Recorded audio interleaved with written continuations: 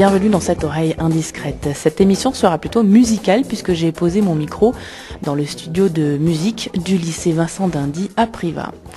Ouais, les petits vénards, les quelques 975 élèves, je crois, et étudiants que compte le lycée, eh bien, ils ont à leur disposition un studio de musique. Alors, il faudrait peut-être savoir que le lycée a une forte politique artistique, évidemment, vu son nom. Et puis, sa politique est aussi tournée vers l'international, le sport, grâce à cette section handball qui fait parler d'elle. Alors, on va revenir sur le côté donc musical du lycée.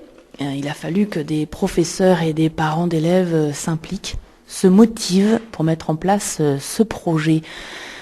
Yann Kindo, tu es l'un des initiateurs, je crois, et c'est un projet qui te tenait à cœur. Oui, alors moi je suis prof d'histoire géo au lycée, je suis pas du tout prof de musique, mais je fais partie d'une association dans le lycée qui s'appelle la Selvi, qui s'occupe d'animer un peu culturellement le lycée.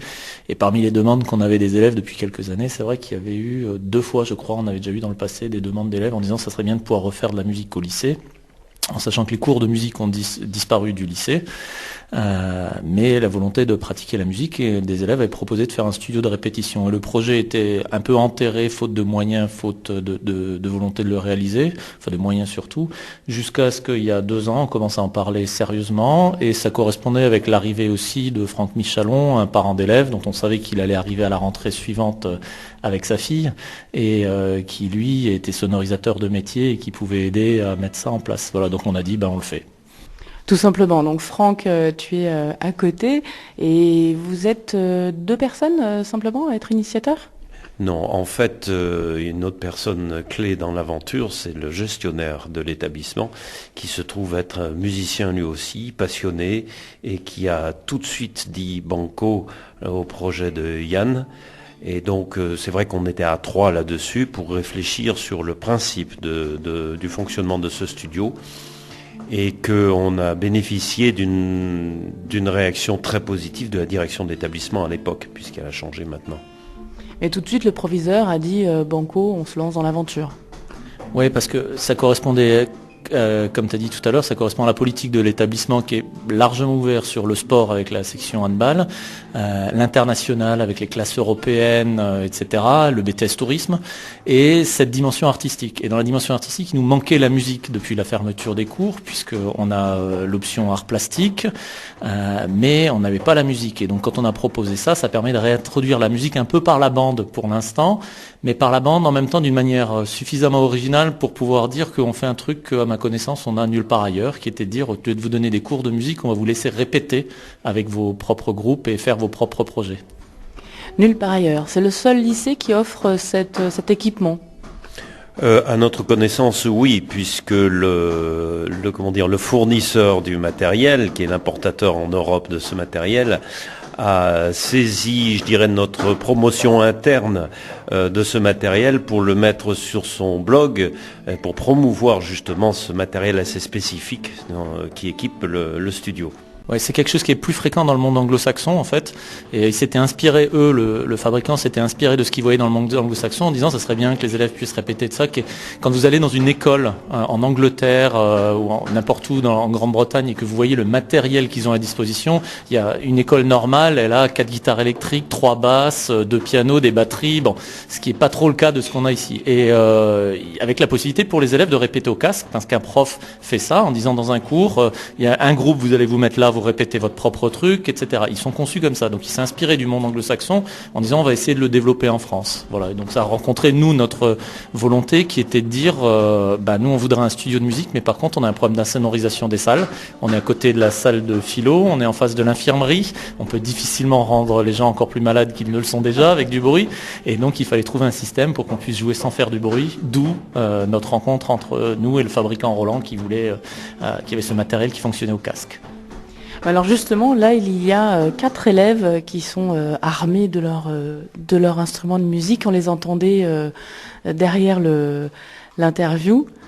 Et en fait, il s'est passé aussi quelque chose juste avant qu'on arrive. Il y a eu un élève qui n'était pas inscrit sur le planning de la salle, mais qui s'est quand même invité et on lui a dit évidemment tu peux rentrer. Est-ce que on peut expliquer ce qui s'est passé ? Eh bien, grâce au matériel qui est en place, donc effectivement, on fonctionne au casque.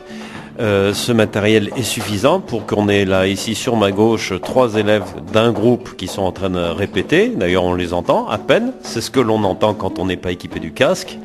Et ce 4e élève qui est branché, lui, sur un des éléments du système et qui joue pour lui de la guitare électrique sans être gêné par le groupe des 3 autres élèves. Voilà, les deux peuvent fonctionner ensemble. Donc on entend bien, la guitare acoustique. On entend un peu les coups donnés sur la batterie. Batterie silencieuse, hein, c'est une batterie électronique, c'est ça là. Donc on peut expliquer un petit peu ce matériel dont on parle depuis quelques minutes. Donc on a équipé le studio d'une batterie électronique qui est silencieuse parce que il faut forcément l'amplifier. Donc si on ne l'amplifie pas, on peut l'écouter au casque. On a des guitares électriques, des basses électriques, le piano numérique. C'est aussi des instruments qui sont silencieux. Donc tous ces matériels sont reliés à des consoles de mixage très spécifiques qui sont faites pour ça.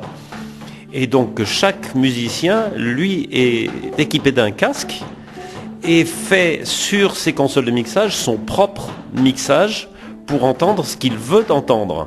Et il y a un mixage général qui peut être enregistré sur une clé USB. Et donc, tous les groupes peuvent jouer comme ça de manière silencieuse, s'enregistrer, faire des maquettes directement ici. Leurs réglages sur ces consoles, ils les sauvegardent sur des clés USB. Donc, chaque fois qu'ils reviennent, ils rechargent leurs réglages et ça fonctionne comme ça.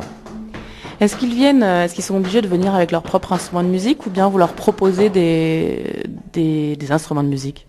Ouais, dans les gros efforts qu'a fait l'établissement pour que ce soit fonctionnel et utilisable, l'établissement a acheté le système de sonorisation, mais aussi les instruments. Alors la batterie, évidemment, on peut pas promener avec sa batterie, mais on a fait en sorte qu'il y ait, on a au moins 2 claviers, un piano électronique et un synthétiseur. On a 2 guitares acoustiques, une guitare électrique, une basse électrique.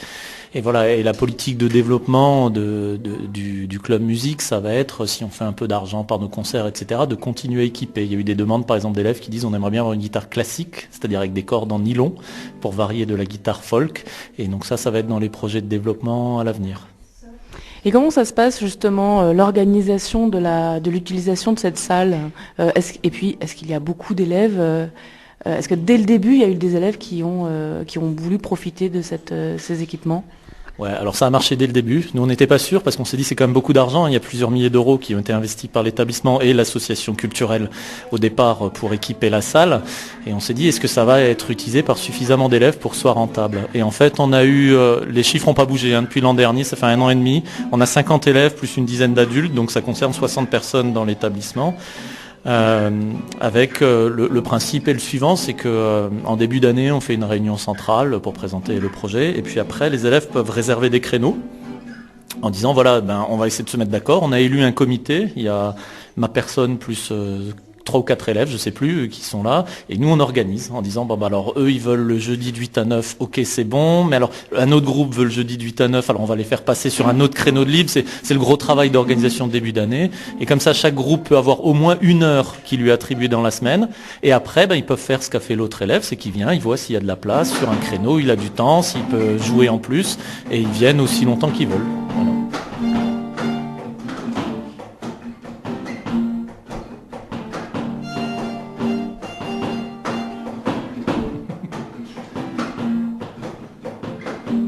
Donc là, c'est le groupe Mélo qu'on entend derrière. C'est un des groupes phares peut-être, non, du lycée. Vous avez des groupes un peu comme ça qui ont un peu pas émergé, mais qui sont ressortis un peu grâce à ce studio. Ouais, et en fait, je crois qu'il y a 2 niveaux d'utilisation du studio par les élèves. Il y a des groupes qui sont vraiment des groupes et qui ont ce fonctionnement de groupe avec la volonté d'utiliser le studio pour faire leurs répètes. Voilà. C'est souvent des groupes qui existaient avant, mais le studio leur permet de répéter beaucoup plus et beaucoup plus facilement qu'ils ne pouvaient le faire quand un groupe disait avant, ils répétaient dans la chambre du petit frère, sur la batterie du petit frère, et c'était pas très sympa pour les parents. Bon voilà. Donc ça, c'est un niveau d'utilisation du studio, et Mélo, c'est peut-être notre cas archétype de ce genre de groupe. C'est un groupe qui existait déjà au collège. Elles viennent de Ventadour, et quand elles sont arrivées chez nous, elles ont pu répéter plus et rencontrer aussi d'autres musiciens à l'intérieur du club, et on a parfois des recompositions comme ça, des groupes qui rencontrent d'autres groupes, qui mènent des projets ensemble, voilà. Donc ça, c'est un niveau d'utilisation, et elle, c'est peut-être parmi les groupes les plus pointus dans l'utilisation du studio et des possibilités qu'offre le club aussi en termes de jouer. On a un partenaire avec la MJC, on y reviendra là-dessus. Et il y a un deuxième niveau d'utilisation, c'est on a par exemple des élèves qui viennent pour apprendre un instrument. Alors on n'a pas de prof de musique, mais on a des élèves qui donnent des cours à d'autres élèves. Par exemple, quelqu'un qui veut apprendre la guitare, ils viennent, ils se branchent tous les deux, et il y en a un qui apprend à l'autre. J'ai encore eu une demande ce matin d'un élève qui vient pour faire ça, ou des élèves qui viennent pour répéter un peu, mais qui sont timides, ils veulent pas jouer en concert, mais ils veulent faire un peu, voilà. Donc on a ces deux niveaux de pratique là, et il n'y a pas besoin d'être hyper performant comme Mélo pour faire des concerts avec plein de monde pour pouvoir utiliser le studio.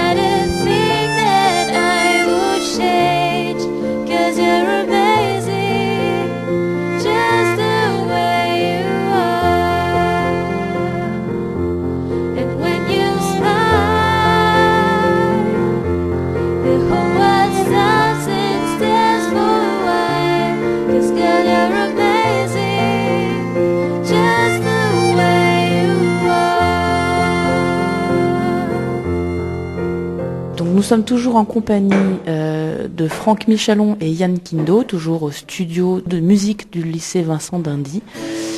Il n'y a pas un groupe qui doit partir à Édimbourg ? Alors ça c'est un projet parallèle qui est de dire, comme je m'occupe aussi de la section européenne, je fais un voyage à Édimbourg 1 année sur 2 pour aller au festival d'Édimbourg. Donc ça c'est quelque chose qui existait dans l'établissement depuis 3-4 ans maintenant. Et le fait que ça se croise aujourd'hui avec le club de musique, et j'ai beaucoup d'élèves qui sont et en section européenne et au club de musique, bon du coup on s'est dit que tant qu'à faire et aller voir des spectacles, on pouvait aussi essayer de monter un petit quelque chose. Et là c'est des répètes qui ont lieu dans la salle de théâtre le jeudi après-midi. On va faire un petit groupe acoustique pour jouer dans les rues d'Édimbourg pendant le festival. Ah, mais c'est pas un groupe existant déjà au lycée? Non, c'est un groupe en plus qui est transversal, dans lequel il y a beaucoup d'élèves du club musique, mais pas que. Et aussi, on a une flûtiste qui n'est pas au club musique. Voilà. Après, on a des groupes on a un autre groupe qui vient d'arriver. 2 secondes. On a surtout des groupes maintenant qui fonctionnent depuis l'an dernier, qui sont en terminale aujourd'hui, et j'espère qu'on aura un renouvellement l'an prochain dans nos groupes vraiment stables, qui ont déjà fait plusieurs concerts, les scènes ouvertes, etc. C'est plutôt des groupes qui sont en terminale aujourd'hui, donc j'espère qu'on en aura d'autres qui vont émerger pour les années futures.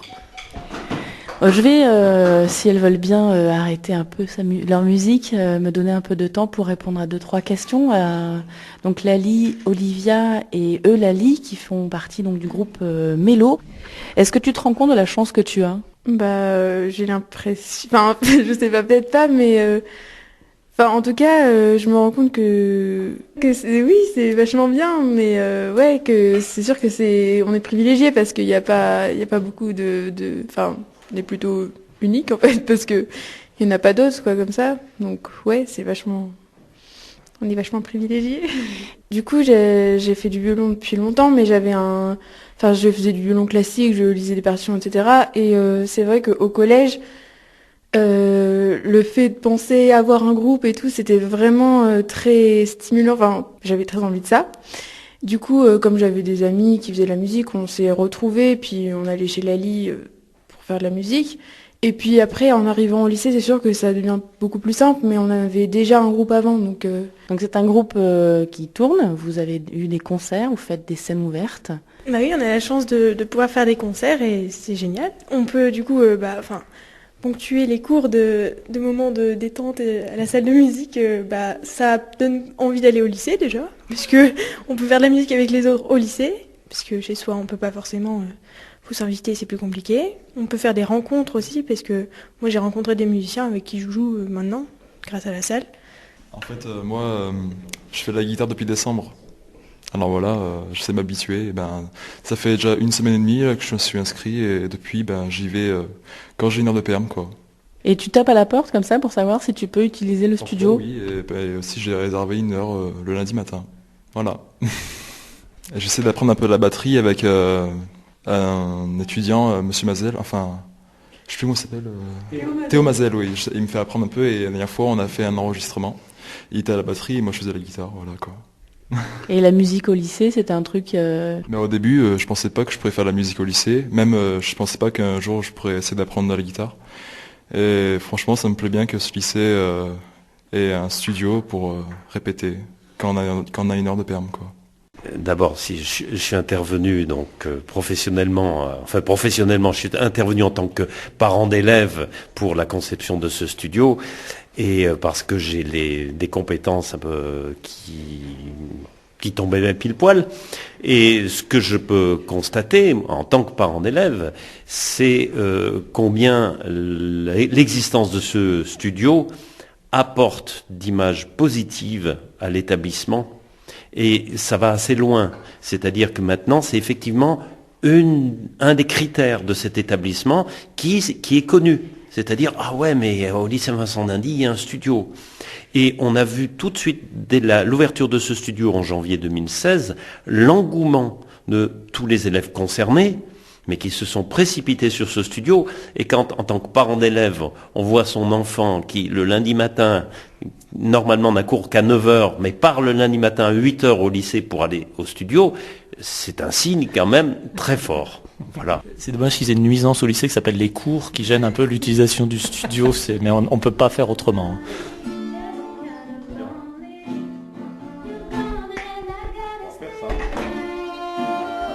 Vous êtes toujours sur Fréquence 7, c'est dans le studio de musique du lycée Vincent d'Indy que nous nous sommes retrouvés avec Yann Kindo, professeur, Franck Michalon, parent d'élèves et professionnel du son, et quelques élèves utilisateurs de ce studio. Et vient de nous rejoindre Madame la proviseure du lycée Vincent d'Indy, Anaïta Bianchi, qui a bien l'intention de poursuivre cette aventure musicale lancée par son prédécesseur. Alors, non seulement j'ai naturellement continué l'aventure, mais en plus c'est une des premières choses dont j'ai entendu parler. Le fait qu'ils avaient un studio, qu'ils avaient des groupes de musique qui de façon tout à fait autonome s'organisaient et jouaient. Et j'ai trouvé que c'était une idée très sympathique et ça fait partie des choses qui m'ont poussé aussi à demander l'établissement parce que je trouve qu'au niveau culturel et autonomie des élèves, je trouvais ça très sympa. Ah oui, c'est un peu le studio de musique qui vous a poussé à demander cet établissement. Non, mais il y a tout un côté aussi culturel de l'établissement dont ce studio fait partie que je trouve intéressant et voilà. C'est vrai que le lycée est tourné quand même, on le disait tout à l'heure, sur une partie artistique qui est très importante, artistique et pas seulement. Et sur un département comme l'Ardèche qui parfois peut avoir le problème d'isolement, je trouvais que c'était particulièrement intéressant que la lumière soit faite sur des activités culturelles, d'ouverture aussi linguistique et autres. Et donc, on va essayer d'allonger un petit peu le budget pour cette salle de musique. D'abord, j'attends de voir ce que ça donne pour cette année, mais après, jusqu'à présent, ça a été pensé de façon très intelligente avec une collaboration de l'établissement et de l'association. Et donc, je pense qu'il faut continuer là-dessus. On va voir quels sont les besoins. Tout ce que je pourrais faire et qui sera dans ma mesure pour pouvoir aider à ce que ça continue, je le ferai. Voilà. Des concerts ensuite à la fin de l'année avec des groupes qui se sont formés grâce à ce studio, c'est envisageable ? Alors, en tout cas, ceux qu'il y a eu l'année dernière qui ont appelé scène ouverte dans l'établissement, là aussi c'est des choses dont j'ai eu des échos très rapidement et que j'espère bien pouvoir vivre cette année, donc je le ferai pas disparaître. Donc une aventure qui va durer. Aussi longtemps que peut-être que je serai là. Hein. D'accord, merci. Merci Madame le proviseur, merci à tous. Cette oreille indiscrète se termine. Je vous souhaite de passer une bonne après-midi et soirée sur les ondes de Fréquence 7. Et surtout, portez-vous bien.